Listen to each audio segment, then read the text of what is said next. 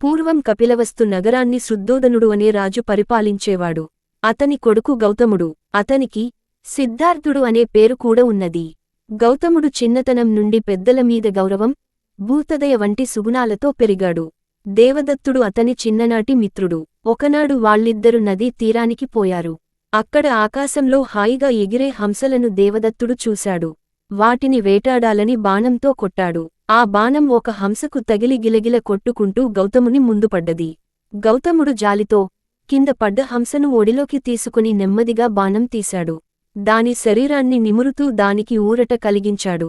అప్పుడు దేవదత్తుడు అక్కడికి వచ్చి, నేను హంసను కొట్టాను కాబట్టి అది నాదే అన్నాడు. మిత్రమా, ఆకాశంలో హాయిగా ఎగిరే హంసను ఎందుకు హంసించావు?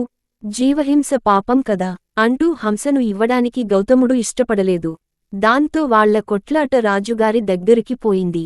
ఇద్దరూ రాజాస్థానంలో న్యాయాధికారికి విన్నవించారు. దేవదత్తుని బాణం వల్ల హంస చచ్చిపోతే అది అతనిది అయ్యేది. కాని భూతదయతో గౌతముడు దాని ప్రాణాన్ని కాపాడినందువల్ల అది గౌతమునిదే అవుతుందని న్యాయాధికారి తీర్పు చెప్పాడు. ఈ తీర్పుతో దేవదత్తుడు సంతోషపడలేదు. వెంటనే న్యాయాధికారి ఒక పీటను తెప్పించి దానిమీద హంసను ఉంచమన్నాడు.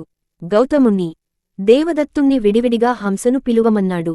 అది ఎవరి దగ్గరకు పోతే అది వారిది అవుతుందని చెప్పాడు. మొదట దేవదత్తుడు హంసను పిలిచాడు. అతని కోపపు చూపుకు, కఠినమైన పిలుపుకు హంస రాలేదు.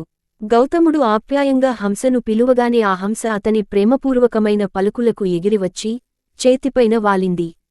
గౌతముని అహింసా పద్ధతికి సభలోని వారంతా చప్పట్లు కొట్టారు. రాజు, న్యాయాధికారి సంతోషించారు. అందువల్ల కాఠిన్యం కంటే ప్రేమ, దయ ఉన్నవాళ్లకే అందరి మన్నన దొరుకుతుంది.